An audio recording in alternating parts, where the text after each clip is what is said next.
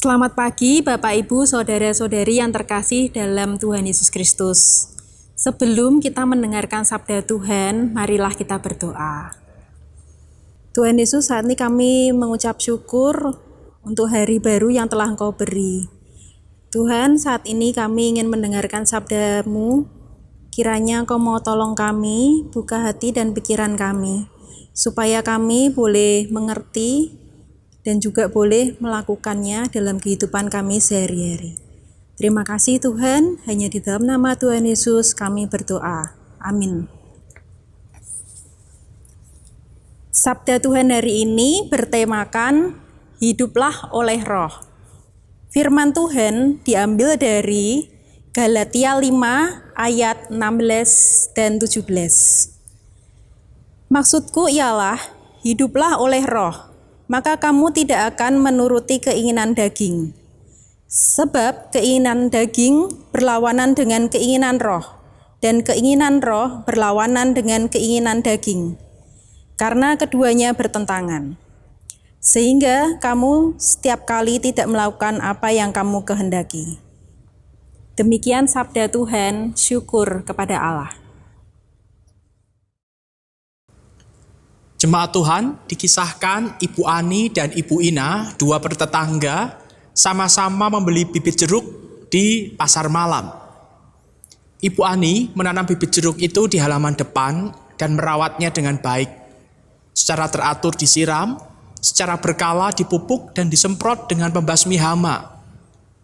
Ibu Ina juga menanam bibit jeruknya di halaman depan rumahnya. Tetapi ia membiarkannya tumbuh begitu saja tanpa dirawat.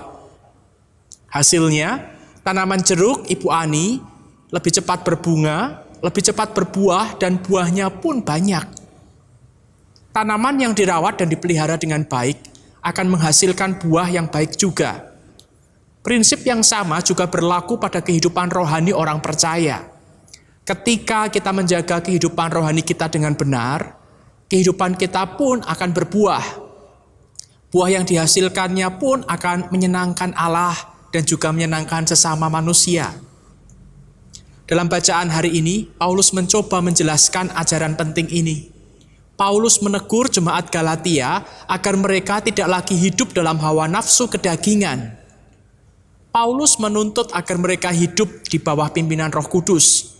Sebab ketika mereka hidup dalam kedagingan, jemaat Galatia hanya akan menghasilkan berbagai perbuatan dosa yang tidak berkenan di hadapan Allah. Namun jika mau hidup dipimpin oleh roh, maka hidup mereka akan menghasilkan buah roh. Ketika jemaat Galatia memilih hidup di dalam Kristus, mereka harus bersedia meninggalkan hawa nafsu kedagingan.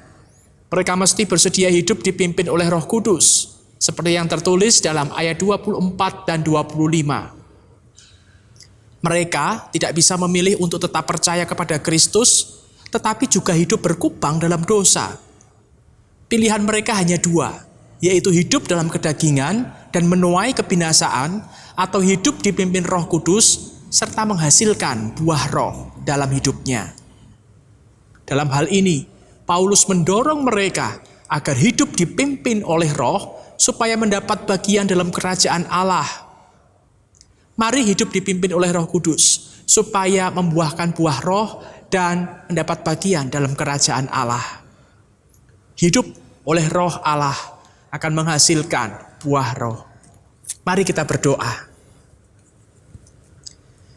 Bapa di surga, kami bersyukur pagi ini Engkau mengingatkan kami melalui sabda-Mu, agar kami sebagai anak-anak-Mu hidup di dalam roh, hidup menurut tuntunan Roh Kudus, sehingga hidup kami membuahkan buah roh. Buah itu jadi nyata dalam kehidupan kami, menyukakan hati Tuhan dan menyukakan sesama kami.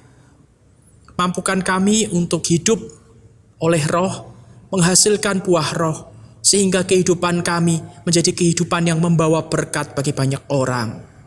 Terima kasih atas segala berkat-Mu ya Bapa.